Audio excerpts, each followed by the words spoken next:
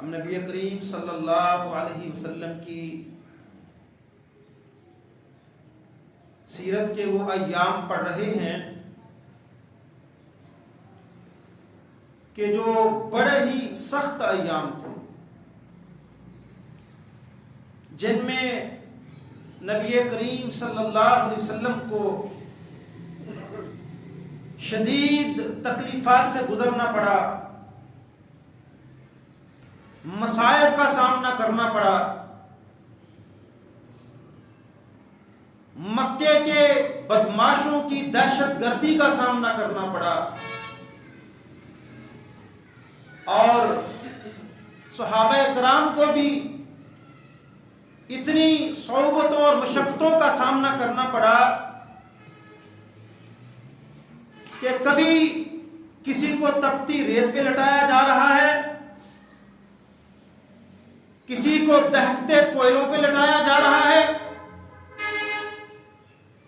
اور کسی کے رستے میں کانٹے بچھائے جا رہے ہیں، کسی کے گردن پہ رسی ڈالی جا رہی ہے، کسی کے پاؤں پہ رسی ڈالی جا رہی ہے، اور ان کو مکہ کی سنگلاخ سرزمین پر گھسیٹا جا رہا ہے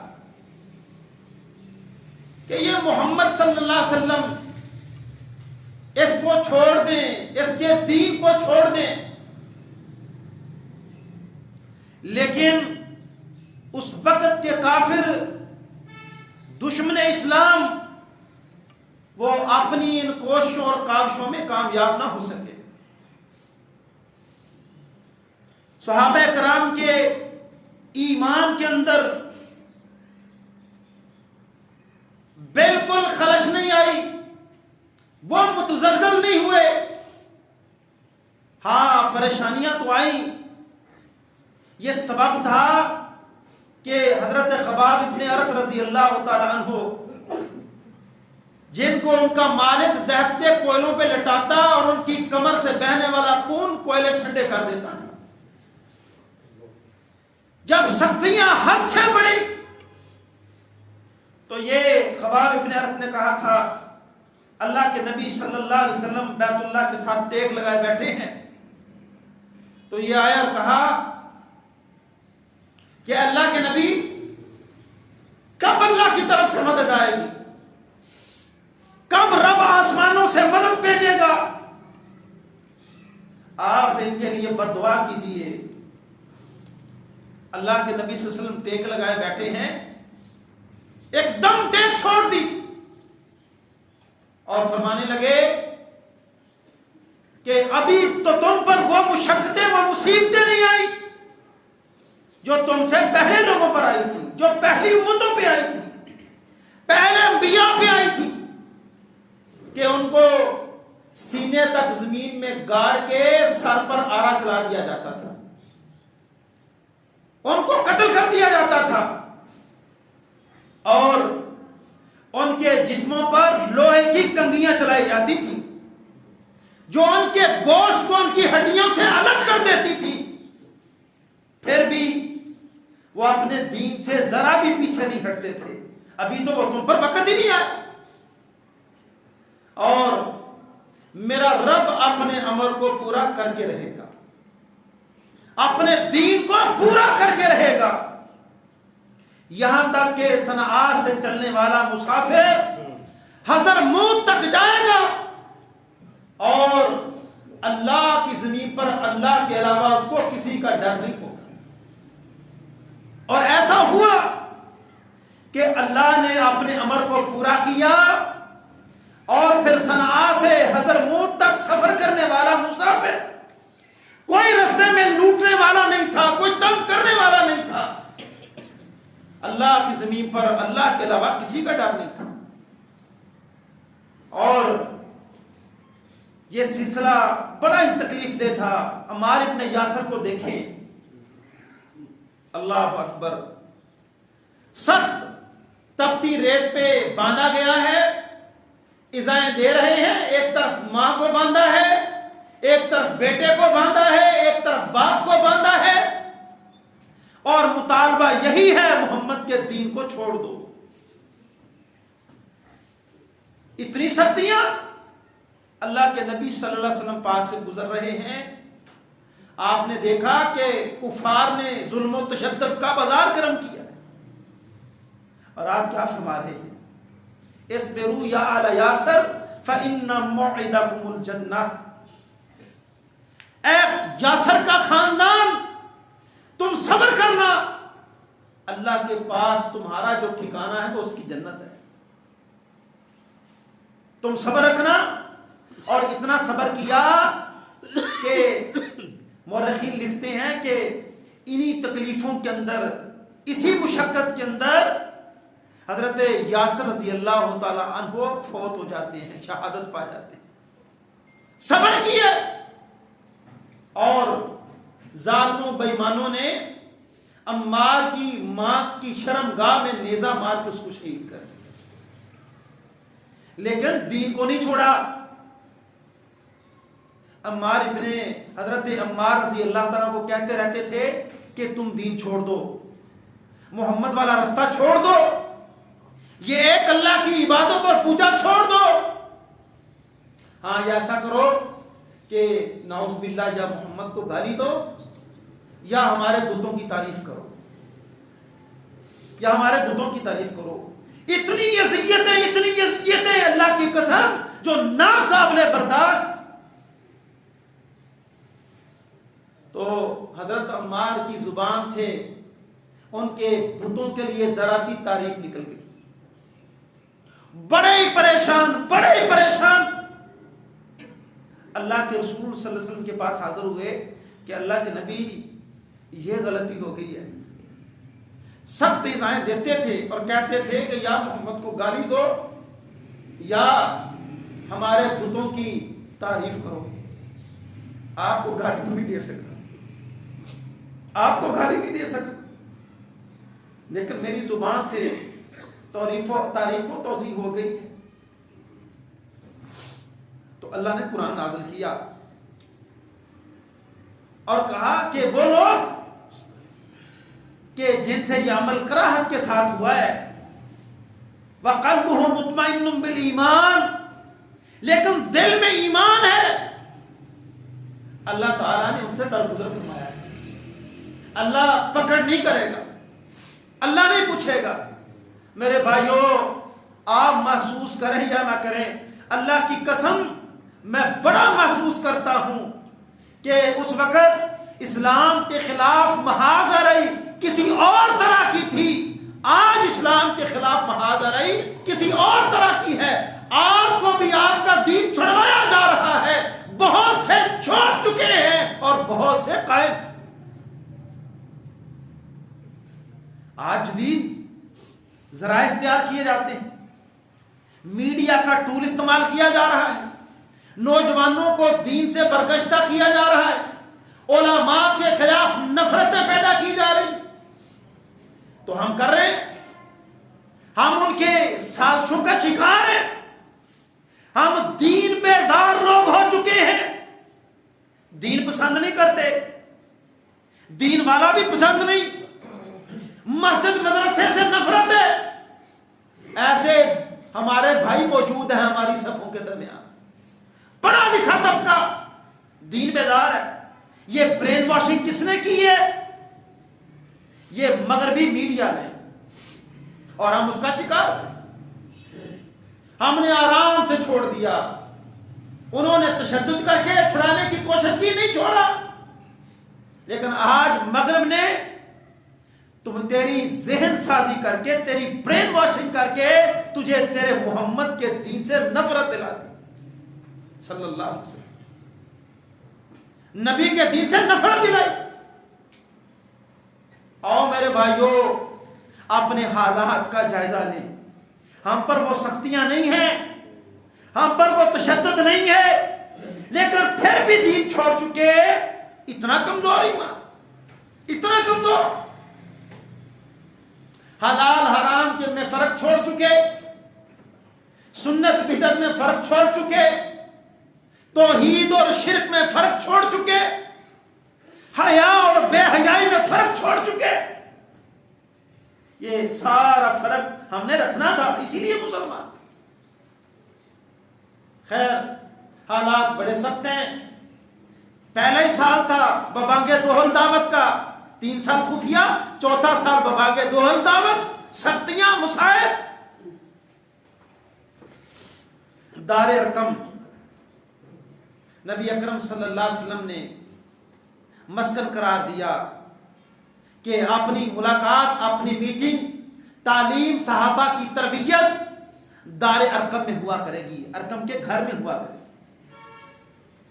وہاں کٹھے ہوتے تھے، وہاں دعوت و تبلیغ کا کام ہے.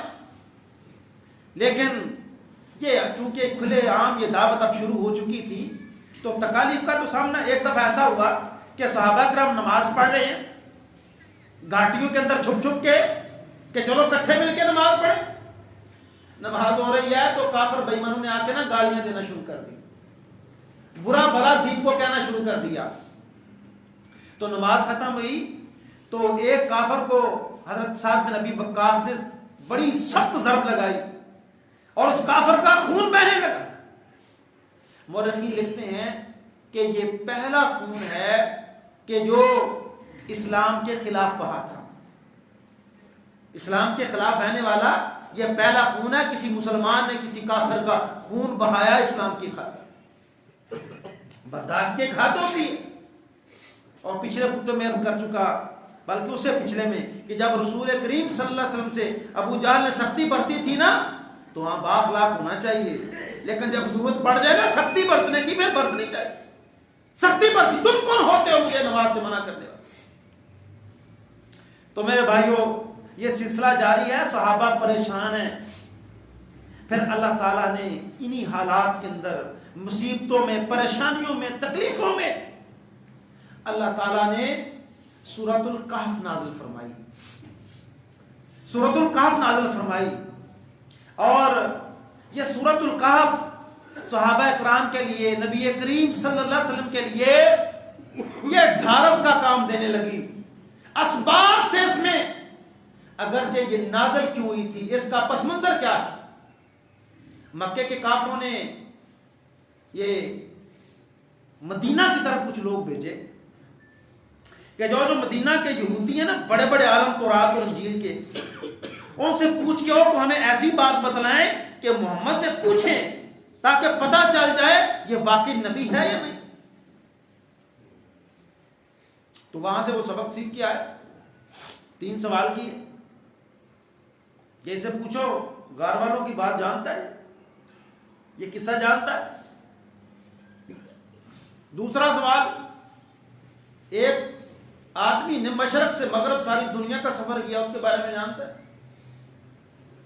اور تیسرا سے پوچھو روح کیا ہے. یہ 3 سوالات پوچھو. اگر یہ جواب دے تو سمجھو یہ سچا آدمی، اور اگر جواب نہ دے سکے تو سمجھ لینا جھوٹا آدمی. سوال ہوا ہے، اللہ کے رسول صلی اللہ علیہ وسلم نے فرمایا کہ تم کل آنا، میں بتاؤں گا. اور یہ امید تھی کہ اتنی دیر میں اللہ آسمانوں سے وحی بھیج دے، لیکن وحی کے آنے میں تاخیر ہو گئی. بعض نے 16 دن لکھا ہے، بعض نے 20 دن لکھا ہے. اتنے دن وحی نہیں آئی. رسول اللہ صلی اللہ علیہ وسلم کو دوہری پریشانی کہ کافر اعتراض کریں گے کہ بھائی یہ کہتا تھا کل آنا، ہاں آپ نے انشاءاللہ نہیں کہا تھا، آپ انشاءاللہ کہنا بھول گئے.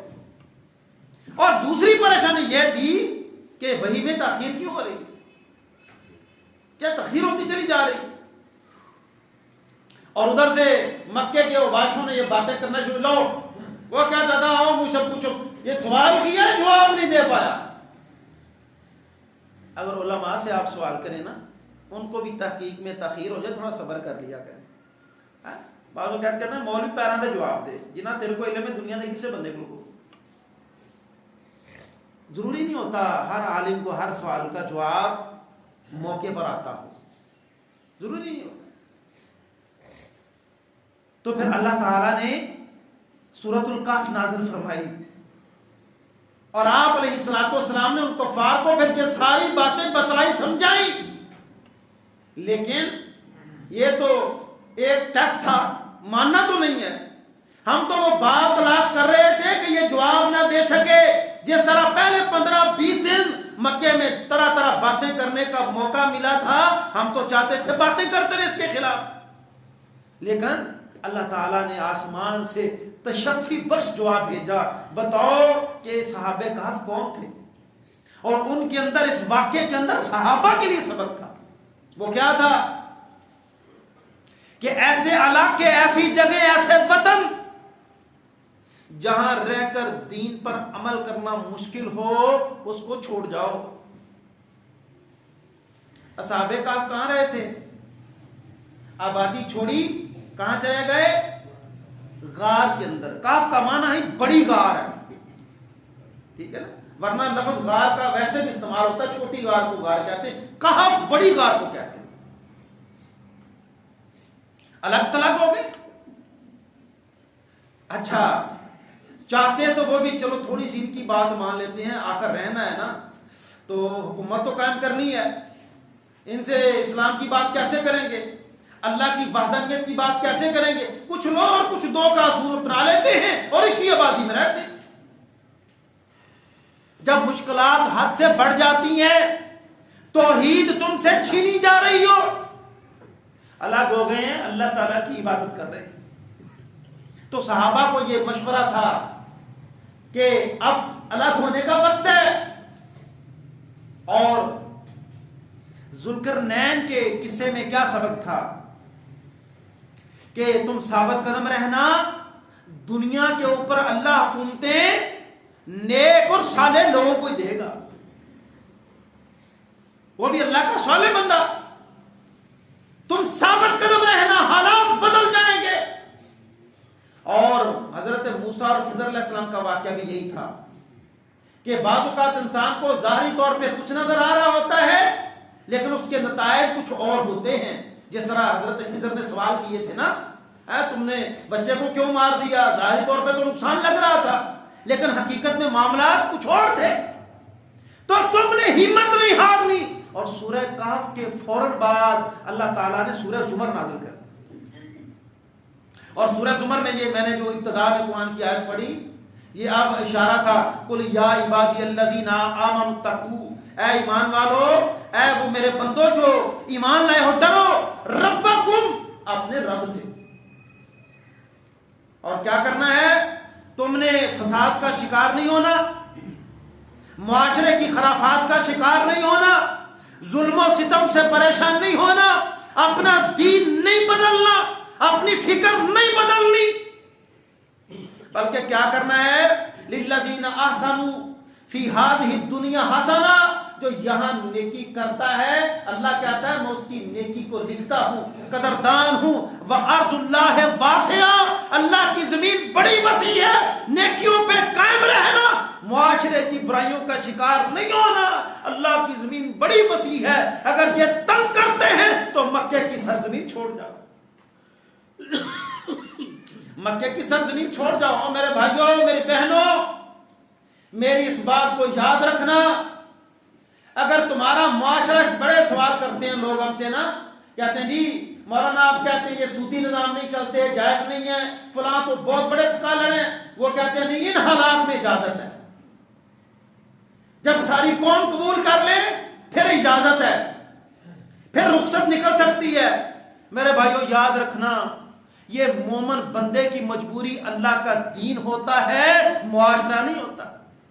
کیا کریں جی, یہ کہتے ہو نا, کیا کریں جی, پھر زندہ بھی تو رہنا ہے, کیا کریں جی, اللہ کو بالکل پرواہ نہیں ہے. اللہ نے یہی کہنا ہے کہ میری زمین بڑی وسیع تھی, جہاں تو مجبور تھا میرے دین کو اختیار کرنے میں, وہ جگہ چھوڑ جا. یا ہمت پیدا کرو معاشرے کی برائیوں کا مقابلہ کرنے کے لیے. سود جیسی لعنت, یہ خرافات, یہ معاشرتی بدماشیاں, بے حیائی, عیاشی, یہ آرام کوشیاں, مقابلہ کرو ان کا. دین پر استقامت اختیار کرتے, دین پر قائم رہتے. تو یہ پہلی ہجرت ہو رہی ہے حبشہ کی طرف, اور 12 مرد اور 4. کیوں یہ جا رہے ہیں؟ یہ ہزاروں میلوں کا سفر کیوں طے کر رہے ہیں؟ یہ مکہ سے حبشہ ایتھوپیا کیوں جا رہے ہیں؟ کہ یہاں کے رہنے والے بڑے ظالم ہیں، دین پر عمل نہیں کرنے دیتے، توحید چھین لیتے ہیں، نبی کی سنتوں کو چھین لیتے ہیں۔ اب یہ تقریباً 16 افراد نکل گئے اپنا دین بچانے کے لیے، اپنا دین بچانے کے لیے۔ ذرا غور کرو، ابراہیم علیہ السلام نے بھی تو اپنی اولاد کا دین ہی بچایا تھا نا، بے آب و بیا جگہ پہ چھوڑا، کیوں؟ لیقیموا الصلاۃ، اللہ یہاں اس لیے آبادیوں سے دور چھوڑ رہا ہوں، یہ تیری عبادت کرے، تیرے ساتھ کسی کو شریک نہ کر۔ ہجرت کی ہے دین کی خاطر۔ اور میرے بھائی یاد رکھیں، میری مائیں اور بہنیں بھی جو اپنے بیٹے، آج ہر بندہ اللہ کی قسم دولت کے لیے تو ہجرت کر رہا ہے، دین کے لیے ہجرت کرتا کوئی نظر نہیں آتا۔ آج ساری ہجرتیں دولت کے لیے، ان لوگوں نے ہجرتیں کی تھی دین کے لیے۔ اور نبی علیہ السلام کی بیٹی حضرت رقیہ بھی اس ہجرت میں موجود ہیں، حضرت عثمان غنی موجود ہیں، اور نبی کریم صلی اللہ علیہ وسلم نے اس جوڑے کے بارے میں فرمایا تھا کہ ابراہیم اور لوط علیہ السلام کے بعد کسی جوڑے نے اللہ کی زمین پر سب سے پہلے ہجرت کی ہے تو وہ عثمان اور اس کی بیوی میری بیٹی رقیہ ہے، اللہ کے دین کے لیے ہجرت۔ اب یہ وہاں پہنچے ہیں، جا کے حالات معاملات بتائے، نجاشی بادشاہ کے پاس پہنچے، وہاں رہنا شروع کر دیا، یہاں تمہیں امن و امان ہے۔ اللہ کے رسول صلی اللہ علیہ وسلم نے جانا کہ یہ اماندار ہے، امانت دار ہے، امانت دار اگرچہ وہ غیر مسلم ہے۔ وہاں ہجرت کر جو حبشہ کی طرف، وہاں گئے اسی سال، یہ رجب کو ہجرت ہوئی ہے، اب بھی مہینہ رجب کا چل رہا ہے جی، یہ 5 نبوی رجب کے مہینے میں یہ ہجرت ہوئی ہے، اور 1.5-2 ماہ بعد رمضان کا مہینہ، رمضان کے مہینے میں ایسا ہوا کہ اللہ کے نبی صلی اللہ علیہ وسلم حرم کے اندر آئے ہیں اور سورۃ النجم کی تلاوت شروع کر دی۔ سورۃ النجم کی تلاوت ہو رہی ہے، وہ کافر سارے، وہ چودھری، وہ سردار سارے موجود ہیں کہ اچانک اللہ کے نبی صلی اللہ علیہ وسلم نے بلند آواز سے تلاوت شروع کر دی۔ اب تلاوت کرتے جا رہے ہیں، اور جب اس آیت پہ پہنچے فَاسْجُدُوا لِلَّهِ وَاعْبُدُوا، کہ اللہ کے لیے سجدہ کرو اور اس کی عبادت کرو، یہ قرآن کی ان آیات میں سورۃ النجم پڑھ کون رہا ہے؟ کائنات کی سب سے پیاری زبان۔ اور اثر کیا ہو رہا ہے کہ وہ دم بخود رہ گئے، قرآن سنا، اپنے ہوش ٹھکانے نہیں، جب یہ سنا کہ فَاسْجُدُوا لِلَّهِ وَاعْبُدُوا، یہ کافر بھی سجدے میں چلے گئے، کافر بھی سجدے میں۔ اب بڑے پریشان ہوئے، شرمندہ ہوئے کہ ہم تو محمد کو صلی اللہ علیہ وسلم سجدے سے روکتے تھے، یہ ہمیں کیا ہو گیا، یہ کیا ہو گیا۔ اب یہ بے ایمان تھے نا، جھوٹے تھے، تو کیا کہتے ہیں لوگوں کو مطمئن کرنے کے لیے، کہتے ہیں کہ نہیں نہیں، وہ تو محمد نے ہمارے لات و منات و عزا کی تعریف کی تھی، اس لیے ہم نے سجدہ کیا، اس نے تعریف کی تھی، جھوٹ بولا اپنے اس بات کو چھپانے کے لیے۔ ادھر حبشہ کے اندر کیا اطلاع پہنچ گئی، یہ سجدہ اتنا مشہور ہوا کہ وہاں اطلاع پہنچی ہے کہ مکے کے سارے سردار مسلمان ہو گئے، وہاں یہ اطلاع پہنچی ہے۔ اب انہوں نے رخت سفر واپسی کا بانا، چلو بھائی اب تو محاذرہ ختم ہو چکی ہے، اب تو جنگ و جدال ختم ہے، یہ واپس آ رہے ہیں، 1 دن کی مسافت ہے مکہ سے، 1 دن کی مسافت۔ تو رستے میں پھر حقیقت آشکار ہوئی کہ وہ تو ویسے ہی دم بخود ہو کے سجدہ کر دیا، وہ مسلمان نہیں ہوئے، وہ تو قرآن کے سار میں گرفتار ہو گئے، اس لیے سجدہ کر دیا تھا، مسلمان نہیں ہوئے۔ اب یہ بیچارے 1 دن کی مسافت پہ ہیں، مکہ دور ہے، اب سوچ رہے ہیں کہ مکہ جا کے دوبارہ ان آزمائشوں اور تکلیفوں کا سامنا کریں یا واپس چلے جائیں۔ اتنا لمبا سفر، کچھ نے واپسی کا راستہ اختیار کیا اور کچھ چھپتے چھپاتے مکہ کے اندر واپس آئے۔ اب یہ واپس آئے ہیں، ان قریشیوں کو، سرداروں کو بڑا غصہ ہے۔ غصہ کس بات کا ہے؟ کہ ہماری آنکھوں کے سامنے یہ 16 بندے، یہ 12 مرد 4 عورتیں، ہم پکڑ ہی نہیں سکے۔ اب یہ بڑے ہائی الرٹ تھے کہ اب ان کو نکلنے نہیں دینا۔ لیکن وہ ظلم و ستم کا سلسلہ بڑھا، پھر دوبارہ وہ حکم ہے۔ اب کے بعد 82 سے 83 مرد اور 18 سے 19 عورتیں، یہ بھی سارے لوگ نکلے، بڑے بڑے نام صحابہ کرام، میں ساری فہرست ان صحابہ کے ناموں کی پڑھ رہا تھا، صحابیات کے ناموں کی پڑھ رہا تھا، یہ سارے ہجرت کر رہے ہیں اللہ کے دین کے۔ یہ وہاں پہنچتے ہیں، وہاں ان کو اہلا و سہلا و مرحبا کہا گیا، لیکن اب دکھ تو ہے نا چودھریوں کو، ہم سے بچ کے نکل گئے، پھر ہم تو ہائی الرٹ تھے، یہ دین کے ماننے والے، ان کو ختم کرنا ہے، ہماری چودراہٹیں خطرے میں ہیں۔ اور میں اکثر کہتا ہوں اور بار بار کہتا ہوں، تمہاری نمازوں کی کافروں کو پرواہ نہیں ہے، تمہارے روزے اور زکاتوں کی، تمہارے صدقات کی، امور الخیر کی کوئی پرواہ نہیں، تم نظام کی بات کرو، تمہیں جینے نہیں دیں۔ یہ جو بھاگتے بیچارے پھر رہے تھے نا صحابہ کرام، یہ بھی نظاموں کو بدلنے کی بات کرتے تھے۔ مرد و خواتین کیوں جا رہے ہجرتیں؟ اچھا جی، عمر بن عاص مسلمان نہیں، اس وقت مسلمان نہیں ہے، آپ انہوں نے کہا جاؤ بھائی عبداللہ بن ربیعہ جائے گا اور عمر بن عاص جاؤ، نجاشی سے کہنا یہ ہمارے مفرور لوگ ہیں، یہ ان کے بڑے باپ دادا نے ہمیں بھیجا ہے لینے کے لیے، یہ دین چھوڑ آئے ہیں۔ اور ان سے پوچھے نا ذرا کس کا دین اختیار کیا ہے؟ باپ دادا کا دین بھی چھوڑ دیا ہے، اور اب بادشاہ نجاشی تیرا دین بھی قبول نہیں کیا، بادشاہ رام ہو گیا۔ اچھا بھی تم نے وہ باپ دادا کا دین بھی چھوڑ دیا اور میرے دین میں بھی داخل نہیں ہوئے، تم کس کی عبادت کرتے؟ کون سا دین اختیار کیا؟ تو جعفر طیار رضی اللہ تعالیٰ عنہ، یہ آخری بات عرض کرتا ہوں، جعفر طیار رضی اللہ تعالیٰ عنہ آئے دربار میں اور ارادہ کر لیا بولنا سچی ہے، جو مرضی ہو جائے، جانوں کو خطرہ ہے۔ اگر نجاشی نہ ان کو رکھتا، کہتا واپس جانا پڑے گا، تو یہ تقریباً 100 لوگوں کے لیے 2 بندے کافی تھے لے جانے کے لیے، کافی تھے۔